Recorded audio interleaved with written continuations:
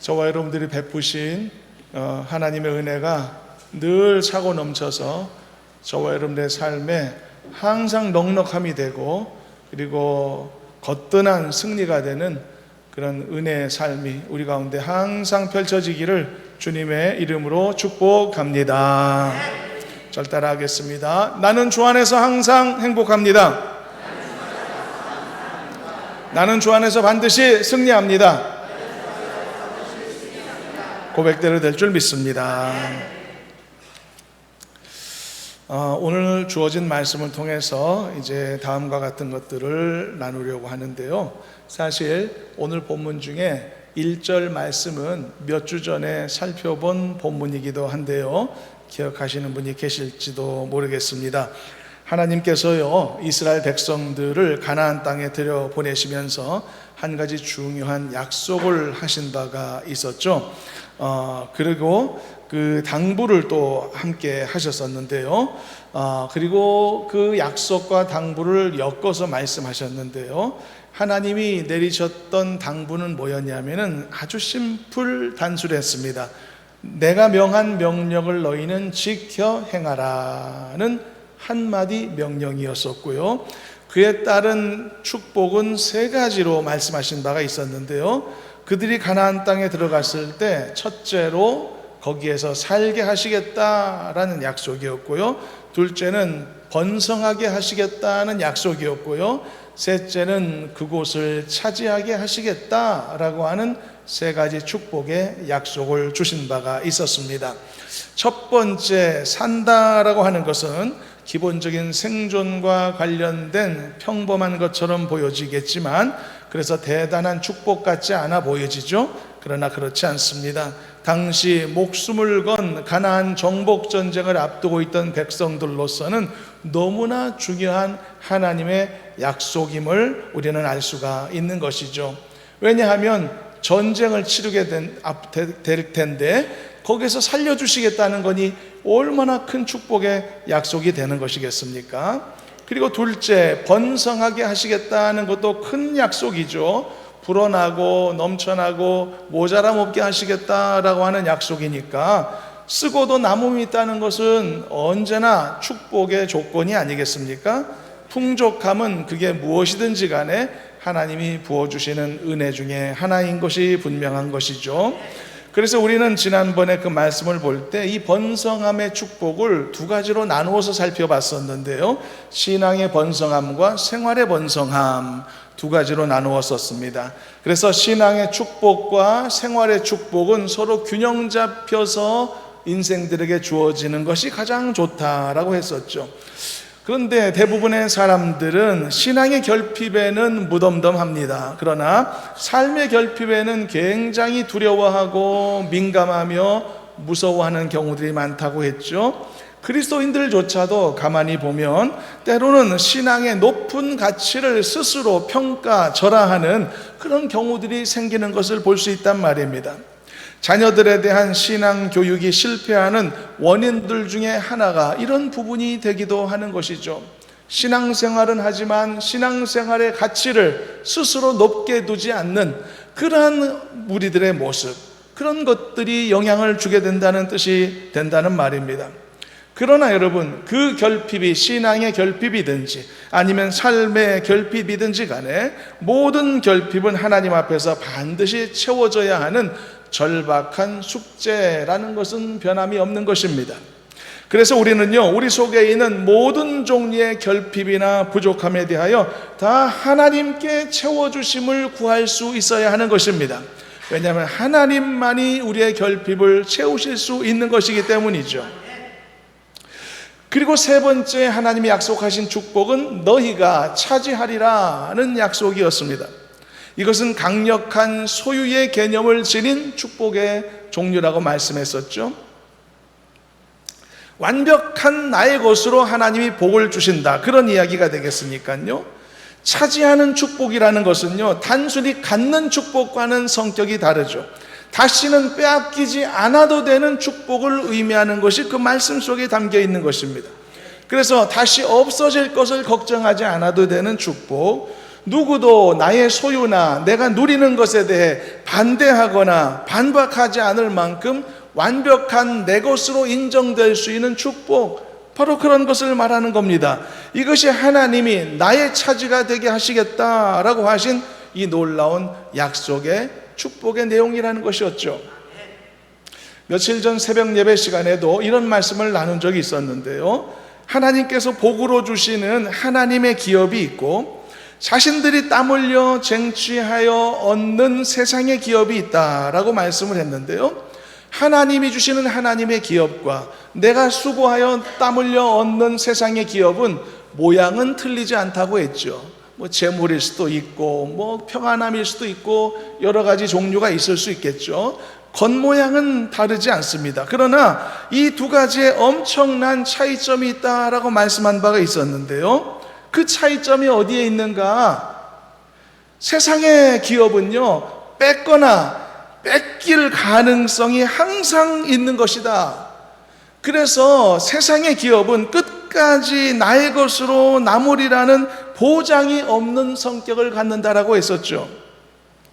그러나 하나님의 기업은 다르다고 했죠. 하나님이 보증하시는 것으로서 결코 빼앗기거나 또는 취소되지 않는 엄청난 차이점이 있는 것이다, 그렇게 말씀을 했었습니다.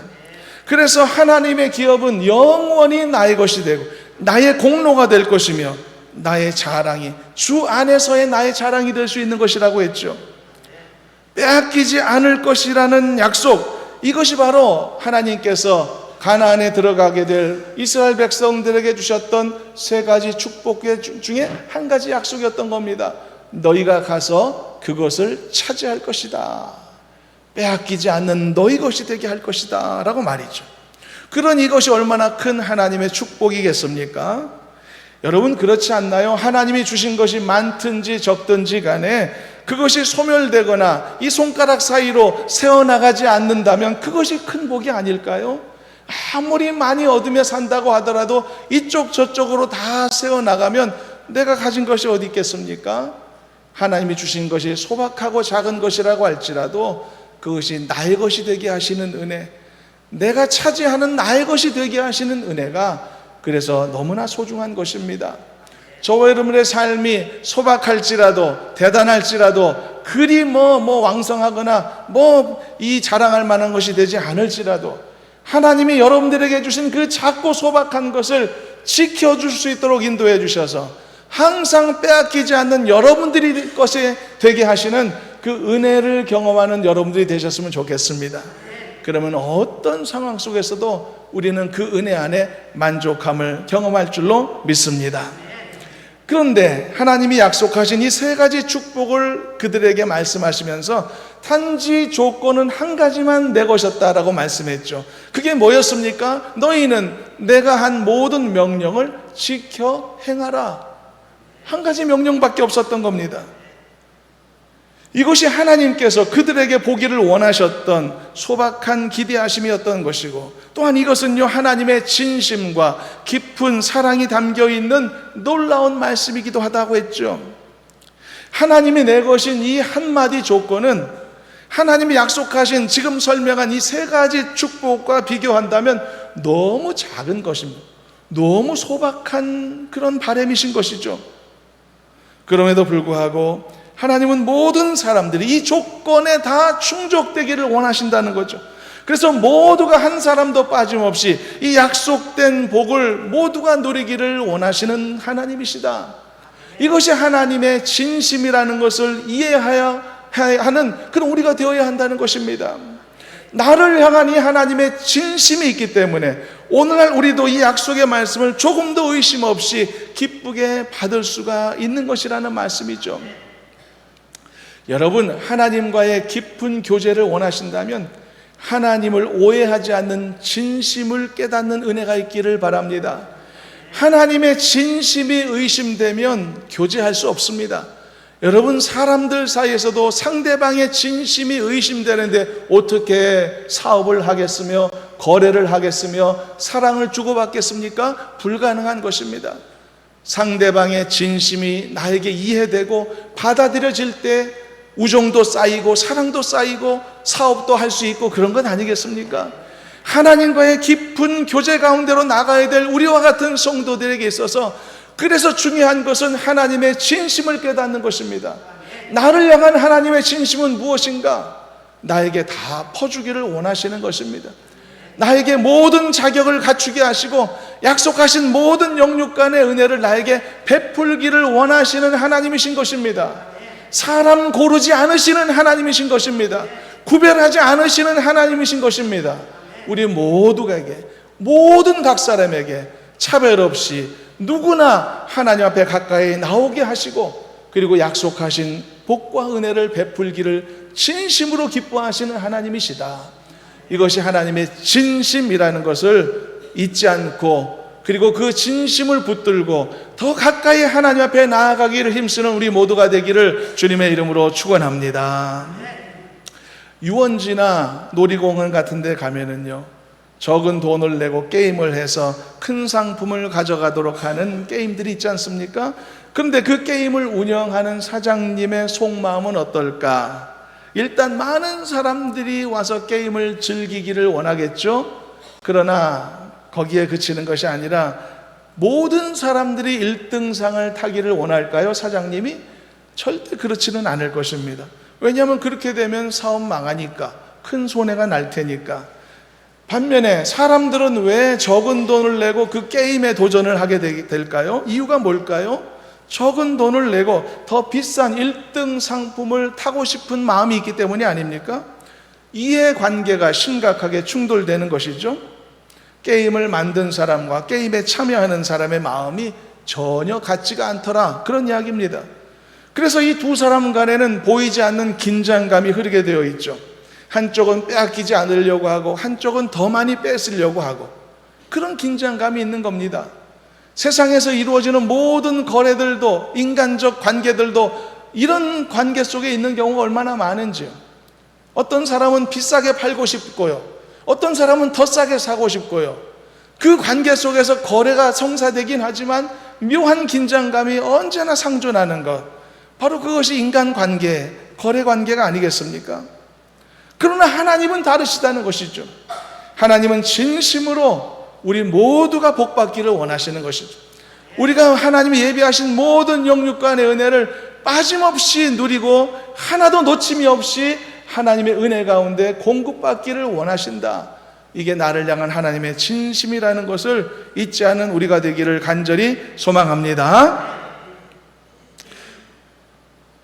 누구나 와서 도전하기를 원하시는 하나님, 모두가 다 1등상 받기를 원하시는 하나님이시다는 것입니다. 몇 주 전에 벚꽃이 만개한 적이 있었잖아요. 그때 저도 제 아내와 함께 그 근처에 그 대총호 인근에 벚꽃 축제 하는 곳에 잠깐 다녀왔었는데요. 근데 그곳에 보니까 뭐 이런저런 행사가 많더라고요. 어떤 은행에서 나와서 행사하는 팀이 나왔는데 경품 행사를 하고 있었습니다. 제가 지나가니까 막 불러서 경품 행사에 참여하라고 저한테 얘기를 했습니다. 보니까 어떻게 하는가 보니까 뺑뺑이 아시죠? 뺑뺑이. 옛날에 번데기 장수 아저씨들이 리어카에 싣고 다니는 뺑뺑이. 그 뺑뺑이를 돌려서 당첨되는 것에 상품을 주는 그런 행사였습니다. 그래서 저도 참여하라고 해서 뺑뺑이를 돌렸는데요. 결과가 어떻게 나왔을까요? 거기 앞에 경품으로 상품이 뭐 작은 인형들 뭐 이런 게 많이 있었거든요. 저는 돌리면서 뭐 잘해야 인형 하나 받겠구나 이렇게 생각하고 뺑뺑이를 돌렸는데 1등이 당첨이 됐어요. 제가 1등. 그 많은 못자국으로 막 촘촘하게 있는데 1등은 한 칸밖에 없는데 이렇게 작게 거기에 제가 딱 들어간 거예요. 한 번 돌렸는데. 놀랍지 않습니까? 그래서 1등. 그럼 1등 상품이 뭐지? 궁금해서 이제 둘러봤는데 그 직원들이 막 박수 쳐주면서 얼굴은 긴장하더라고요. 1등 나와서. 그러면서 말하기를 아직 1등 상품은 도착하지 않았다는 거예요. 그래서 조금 기다려야 된다고 그래요. 한 15분 정도 기다려야 됩니다. 그래서 알겠다고, 기다리겠다고 그렇게 하면서 그 직원이 말하기를 아마 살림의 보탬이 될 선물입니다 그러는 거예요. 그래서 제가 기대감이 커졌죠. 그래서 15분 동안 벚꽃 구경하려고 한 바퀴 이렇게 15분 돌고 15분 후에 다시 왔더니 선물이 도착했어요. 무슨 선물이었냐 하니까 저기 살림에 보탬될 정도면 가전제품 정도 그런 정도는 되지 않았을까? 근데 알고 보니까 반찬통이었어요. 반찬통. 플라스틱 반찬통 세트. 그게 선물이었습니다. 좀 실망스러운 선물이었었죠. 살림에 보탬이 된다는 말이 틀린 말은 아니더라고요. 보탬이 되겠죠. 그런데 그 행사했던 은행이 말입니다. 큰 은행이었거든요. 시중에 아주 큰 대형 은행이었는데 그 은행이 행사를 하는데 1등 당첨됐는데 겨우 반찬통밖에 안 준단 말이야.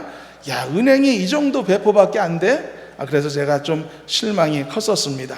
은행 이름을 밝힐까 생각도 하는데 하나은행 앞으로 잘하세요. 하나은행. 그래서 그런 일이 있었습니다. 근데 여러분 보십시오. 그래서 하나님은 항상 하나님의 기대하심에 대해 진심을 다하는 겁니다. 인간들의 어떤 관계 속에서는 언제나 주고받음의 텐션이 존재하는 거죠. 막 퍼주는 사람이 있습니까? 없다는 거죠. 무엇이든지 언제나 기대하는 게 있고 반대급부가 있고 그런 이 주고받음의 긴장감 속에서 늘 넉넉함이 없는 겁니다. 사람들 간의 관계에서는. 그러나 하나님은 다른 줄로 믿으시길 바랍니다. 하나님의 진심은 정말 진심인 것입니다.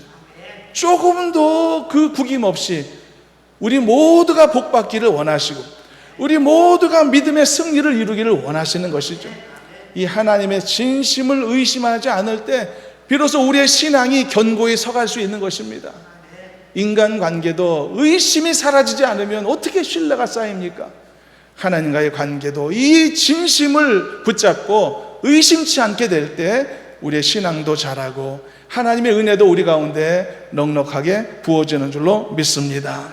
그래서 하나님께서 진심을 다해서 이렇게 백성들에게 명령하셨던 겁니다. 너는 나의 명령을 지켜 행하라. 내 명령을 지켜 행하기만 하면 내가 너희들한테 약속한 이 세 가지 축복을 기꺼이 넘치도록 부어주겠다는 약속이 아니겠습니까? 이 작고 소박한 조건만 충족된다면 하나님은 나로 하여금 기쁘게 나를 살게 하실 것이고 나에게 풍족함을 주실 것이고 나로 하여금 빼앗기지 않는 은혜 속에 살게 하실 것이라는 약속이 아니겠냐는 것이죠. 그래서 우리도 이 하나님의 진심을 헤아리면서 하나님의 계명을 지키는 삶을 무슨 일종의 희생처럼 생각하지 말고 자기 십자가 지는 어떤 이런 의미로서 착각하지 말고 그 자체가 우리에게 축복이라는 것, 믿음의 길을 걷는 이 삶 자체가 하나님의 은혜라는 것을 이해하면서 더 지금보다 기쁘고 감사함으로 믿음의 삶을 살아가는 우리 모두가 되셨으면 좋겠습니다. 그럴 때 하나님도 기꺼이 우리 모두에게 넘치도록 약속하신 영육간의 은혜를 부어 주시는 줄로 믿습니다. 그러면 이 세 가지 축복을 온전히 얻기 위해서 하나님께서 이스라엘 백성들을 어떤 모습으로 이끌고 준비시켰었을까? 이제부터는 하나님께서 그들을 어떻게 준비시키셨는가를 이제 한번 보도록 하겠습니다. 그리고 아울러 우리도 역시 하나님께서 복을 주신다 약속하셨고 진심도 확인됐지만 그러나 이 복을 얻도록 하시기 위해 하나님이 우리를 어떤 준비 가운데로 인도하시는가도 함께 이해하며 이 말씀을 보았으면 좋겠습니다. 하나님은 얼마나 인자하시냐면은 약속 주시고 방법 알려주시고 니들 마음대로 해라로 끝나는 게 아니라 준비까지 시켜주시는 줄로 믿으시길 바랍니다. 그 자비하신 하나님이 어떻게 일하시는가? 그럼 하나님의 준비는 어떻게 이루어지는가? 이스라엘 백성들의 사례를 보게 되면 하나님은 이 세 가지 축복을 그들이 받을 수 있도록 어떤 준비를 시켜주셨냐면 40년 광야를 준비시켜줬던 것입니다. 그 40년 광야 생활은 그들에게 주어진 준비 기간이었던 것이죠. 그들이 40년 광야 생활에 어떤 일이 있었고 어떤 일들 가운데 살았는가를 살펴보게 되면 우리도 교훈을 얻을 수 있는 겁니다. 우리도 광야 같은 인생길을 살며 하나님이 약속하신 이 축복을 얻기 위해 우리가 어떤 준비를 해야 될 사람들인가, 그리고 어떤 마음가짐으로 인생 앞에 서야 될 것인가를 우리도 이해할 수 있게 될 것입니다. 자, 말씀을 보면 하나님이 가나안 땅으로 들어가게 될 그들에게 세 가지 축복을 약속하시며 격려하시고, 그리고 한 가지 사실을 상기시키셨는데, 그들이 과거에 40년 동안 걸어왔던 광야 생활에 대한 내용이었습니다. 본문 2절 말씀 중에 앞부분만 먼저 읽어보도록 하겠습니다. 2절 말씀 중에 앞부분만 함께 읽어봅니다. 내 하나님 여호와께서 이 40년 동안에 내게 광야길을 걷게 하신 것을 기억하라. 여기까지 일단 읽어보면, 자, 어떤 의미로 하나님이 과거 40년 광야를 기억하라고 말씀하셨는가? 이유가 있을 거 아닙니까? 목적이 있을 거 아닙니까? 그 이유와 목적을 생각해 보면은 다음과 같이 나타나 있죠. 이번에는 본문 2절 방금 읽은 거 연이어서 이번에는 뒤쪽 부분만 읽어보도록 하겠습니다. 읽어봅니다. 이는 너를 낮추시며 너를 시험하사 내 마음이 어떠한지 그 명령을 지키는지 지키지 않는지 알려 하심이라. 먼저 하나님이 이스라엘 백성들이 광야 40년 살도록 하신 것은 그들을 낮추시기 위해서였다고 말합니다. 그리고 그들을 테스트, 시험하시기 위해서였다라고 말합니다. 그렇다면 그들을 낮추시고 시험하신 목적이 있을 것 아닙니까? 이유가 뭐지? 그것은 이 후반절에 있는 것처럼 그들의 마음이 어떠한지 살펴보기 위해서였다고 합니다. 그리고 하나님의 명령을 그들이 잘 지키는지 아닌지도 살펴보시기 위해서였다고 말합니다.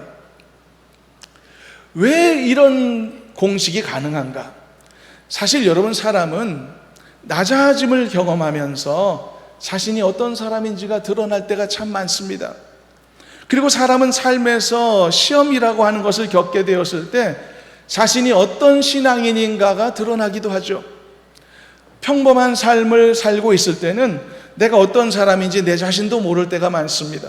내가 어떤 마음을 품고 있는지, 내가 내 마음속에 어떤 것들을 집어넣고 살고 있는지 자기도 모를 때가 많습니다. 그러나 사람은 인생에서 낮아짐을 경험할 때, 시험을 경험할 때, 위기 속에 있을 때, 평범하지 않은 어떤 특별한 상황에 놓이게 될 때 비로소 내가 어떤 사람인가, 내가 모르고 있는 부분까지도 알게 되는 경우가 참 허다하게 많습니다.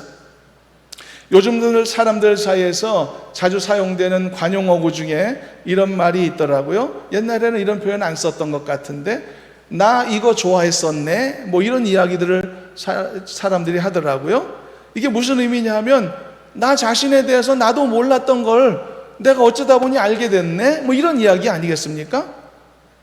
예를 들어서 어떤 사람이 자기는 여행 좋아하는 사람이 아니다라고 생각하고 난 방구석에 있는 게 좋아, 항상 그렇게만 생활하고 생각하며 살았는데 어떤 계기가 되어서 어떤 친구의 손에 이끌려 멋진 곳을 여행하고 돌아와서는 생각이 너무 달라진 거죠.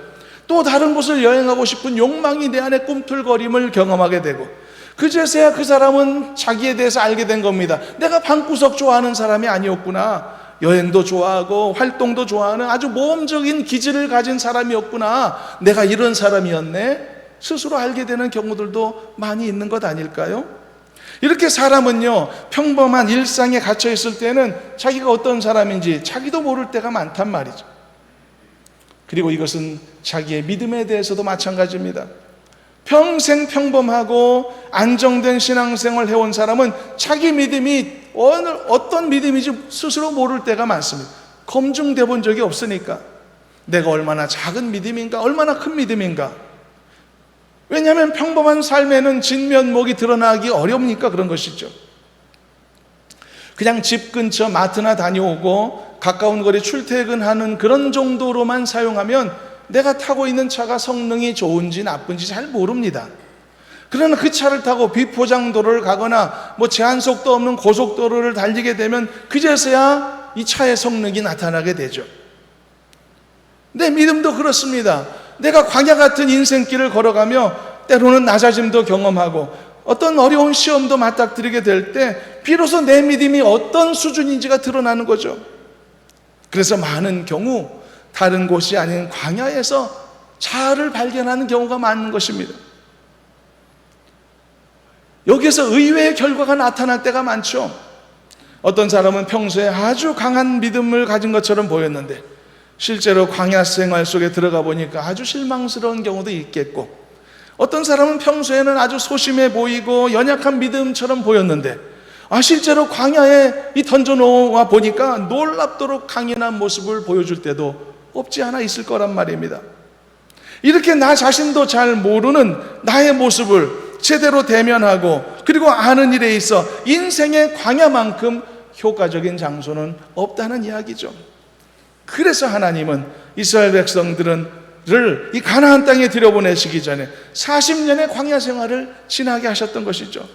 그래서 자신들의 모습과 자신들의 현실을 똑바로 직시할 수 있도록 시간을 주시고, 그리고 그것은 그 자신을 부끄럽게 하려는 것에 목적이 있는 것이 아니라 더 잘 준비시키시기 위한, 그래서 가나안 땅에 영광스럽게 들어갈 수 있도록 만드시기 위한, 하나님이 약속하신 이 살리라, 번성하리라, 차지하리라고 하는 이 축복을 풍성히 그들이 누릴 수 있도록 하시기 위한 그들을 준비시키고자 하셨던 기간이었다는 사실을 우리는 말씀을 통해 볼 수 있는 것입니다. 그래서 광야 생활은 고난이 아니라 하나님의 축복의 기회의 시간이며 은혜의 장소라는 사실을 우리는 잊지 않았으면 좋겠습니다. 인생이 아무리 힘들어도 살게 하시는 것은 축복인 것입니다. 아무리 고달파도 내가 이 생명을 갖고 존재하게 하신 이 모든 것은 하나님의 은혜일 뿐인 것입니다. 믿으시기를 바랍니다. 본문 2절을 다시 한번 읽어보도록 하겠습니다.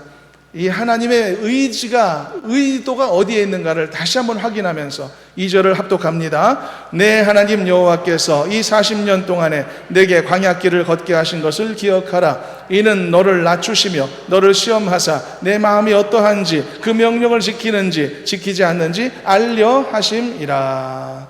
그러면 광야 생활의 목적, 이게 전부일까? 우리 자신이 어떤 존재인가 자아 발견하는 시간이 전부일까? 그렇지 않습니다. 하나님께서요, 백성들에게 광야 생활하게 하신 진짜 중요한 목적은 사실상 다음 본문에 있습니다. 이번에는 3절 말씀을 연이어서 읽어보도록 하겠습니다. 합독합니다. 너를 낮추시며 너를 줄이게 하시며 또 너도 알지 못하며 내 조상들도 알지 못하던 만나를 내게 먹이신 것은 사람이 떡으로만 사는 것이 아니요 여호와의 입에서 나오는 모든 말씀으로 사는 줄을 내가 알게 하려 하심이니라. 하나님은요, 광야 40년 동안 이스라엘 백성들을 낮추기만 하시고 굶주리게만 하셨던 것이 아니란 말입니다. 하나님은 그들에게 무려 40년 동안 한결같이 만나를 주셨단 말이죠. 그래서 그들은 광야 40년 동안 굶주린 것 같았으나 굶주리지 않았고, 목마른 것 같았으나 목마르지 않았고, 모자란 것 같았으나 모자라 본 적이 없었고, 위태로운 것 같았으나 항상 안전하게 보호받게 되었던 것이죠. 그런데 왜 하나님이 이런 식으로 그들을 이끄셨을까? 왜 굶주리게 하면서도 굶주리지 않도록 만나를 주셨을까?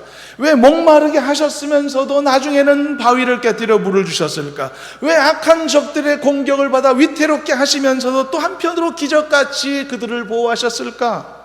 처음부터 굶주리지 않게 하셨으면 어땠을까? 처음부터 목마르기 전에 물을 주셨다면 어땠을까? 처음부터 악한 적들이 근처도 오지 못하도록 방어막을 쳐주셨으면 어땠을까? 하나님은 그 이유를 이렇게 설명하신 겁니다. 다시 한번 읽어보겠습니다. 3절 말씀을. 이번에는 후반절에 중점을 두고서 3절을 다시 합독해 보겠습니다. 너를 낮추시며 너를 줄이게 하시며 또 너도 알지 못하며 내 조상들도 알지 못하던 만나를 내게 먹이신 것은 사람이 떡으로만 사는 것이 아니요 여호와의 입에서 나오는 모든 말씀으로 사는 줄 내가 알게 하려 하심이니라. 믿으시길 바랍니다. 하나님이 그들에게 광야 생활을 주신 것은 세상이 네가 생각하는 것으로 사는 게 아니다, 네가 생각하는 것으로 살 수 있는 게 세상이 아니다는 것을 알려주시는 겁니다. 오직 진리된 하나님의 말씀의 능력으로만 이 험난한 세상을 버틸 수 있다라고 알려주시기 위해서였다라는 것이죠. 사실 우리 인생은 광야 40년과 자주 비교됩니다. 이것은 이스라엘 광야 생활이 그랬듯 우리 인생도 때로는 고달프고 때로는 괴로움도 부족함도 있을 수 있음을 암시하는 대목이기도 하죠. 그래서 우리는 우리에게 주어진 새로운 날들을 맞이하면서 어쩌면 마음 깊은 곳에는 소망보다 걱정이 앞서는 날도 너무 많고, 기대감보다는 불안함으로 하루를 시작할 때도 많은 것이 때로는 현실이기도 하지 않습니까? 소망으로 하루하루를 열어야 되는데 또다시 고달픈 광야 생활 반복해야 되는구나, 중압감 속에서 기대감 없이 시작하는 날들이 얼마나 많습니까? 광야 같은 내 인생은 그래서 밝은 빛보다는 어두움 같다 느껴지기도 하고, 즐거움이나 화목함이 생각나기보다는 고독함이나 외로움이 먼저 생각나는 그런 하루하루가 될 때가 있지 않습니까? 이것이 어쩌면 냉정하게 광야의 삶의 시간을 맞이하는 우리들의 정직한 마음가짐일지도 모르겠죠. 그만큼 우리 인생의 광야도 쉽지만은 않다는 뜻이죠. 그러나 여러분, 우리가 이 광야 같은 이 인생을 포기하지 않고 살아가면서 반드시 배워야 될 한 가지가 있다는 사실을 잊지 말아야 합니다. 그것은 바로 하나님의 자녀는 바로 하나님의 말씀으로서 살게 되리라는 사실인 것이죠. 사람은요, 자기 힘으로 살다 실패를 맞습니다. 자기 지혜를 믿고 자랑하다가 부끄러움을 당하죠. 자기가 갖고 있는 부요함으로 안심하고 있다가 큰 일을 당하기도 하죠. 광야에서는 이런 실패가 빈번합니다. 이스라엘 백성들도 광야에서 이런 실수를 무수히 했었죠. 그러나 그런 과정을 통해서 비로소 그들은 광야라고 하는 곳이 자기들의 힘과 자기들의 재물과 자기들의 능력으로 감당해낼 수 있는 곳이 아니라는 사실을 알아가게 되었던 것입니다. 이것이 광야 학교에서 배우는 학과목들인 것이죠. 그래서 이 과정을 통해 뭘 배우게 하셨는가? 하나님이 말씀하신 것처럼, 얘들아, 사람이 떡으로만 살 수 있는 게 아니란다. 하나님의 입에서 나오는 모든 말씀으로 너희들이 살 수 있는 것, 그것이 너희들의 인생이고 너희들의 광야 같은 삶이다 라고 말이죠. 그래서 그 광야를 거치며 모든 인생들이 비로소 이 놀라운 진리를 고백할 수 있게 되는 겁니다. 그렇구나, 내 힘으로 살 수 있는 게 내 인생이 아니구나, 나의 지혜로 감당할 수 없는 게 인생이구나. 여러분들도 이런 고백 가운데, 진실된 고백 가운데 나아가는 은혜가 있기를 간절히 소망합니다. 저는 요즘도 운전을 하다가 문득문득 생각하게 됩니다. 내가 아무리 운전 잘한다고 한들 빈틈이 없을 수가 없고, 또 나만 잘한다고 해서 사고 안 나는 것도 아닌 이치가 있으니 과연 하나님이 내 운전대를 지켜주지 않으시면 어떻게 내가 안전할 수 있을까? 문득문득 생각하게 됩니다. 그리고 저는 제 아이들 멀리 보내놓고서도 항상 그런 생각합니다. 하나님이 내 아이들 지켜주지 않으시면 내가 뭘 한들 무슨 소용이 있을까? 내가 걱정하고 노심초사한다고 한들 더 안심할 수 있을까? 내가 품에 끼고 있다고 해서 더 안전하다는 장담이 있을까? 그래서 결국은 결론은 한 가지인 것이죠.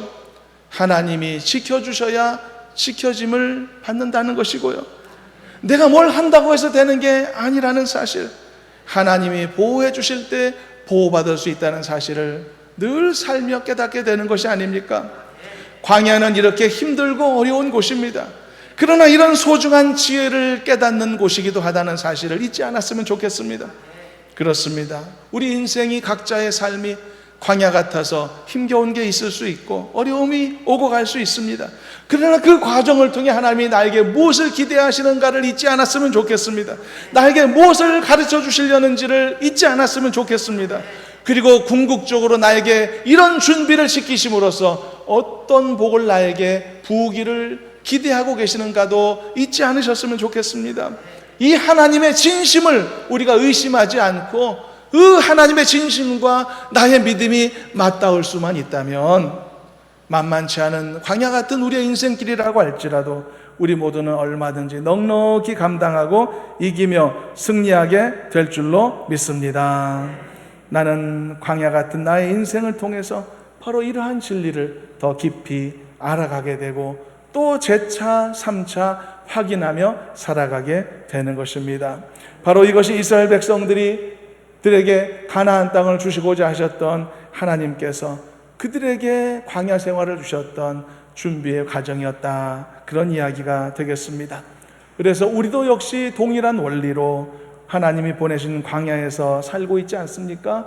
우리 인생을 살다 보면 낮아질 때도 있고 때로는 시험도 맞이하겠지만 이제 우리는 나를 인생의 광야로 여전히 이끌어주시는 하나님의 진심에 대해서는 이제 오해하지 않을 수 있게 되었으니 이제는 하나님의 그 깊은 의도를 깊이 우리도 이해하면서 요동하지 않기로, 앞으로는 의심하지 않기로 결정하고, 이전의 말씀처럼 나는 내가 어떤 사람이고 어떤 마음을 가진 존재인지 광야 생활 속에서 내 자신을 들여다볼 기회를 갖게 되고, 3절의 말씀처럼 힘겨운 광야 생활 속에서도 하나님이 먹이시고 입히시는 은혜로운 경험을 통해서 사람이 떡으로만 사는 게 아니라 하나님이 주시는 말씀과 능력으로 사는구나 라는 사실을 경험으로 깨닫게 되고, 그래서 우리는 좀 더 나은 성도로, 좀 더 나은 하나님의 백성으로 준비되어 나가게 되는 것이죠.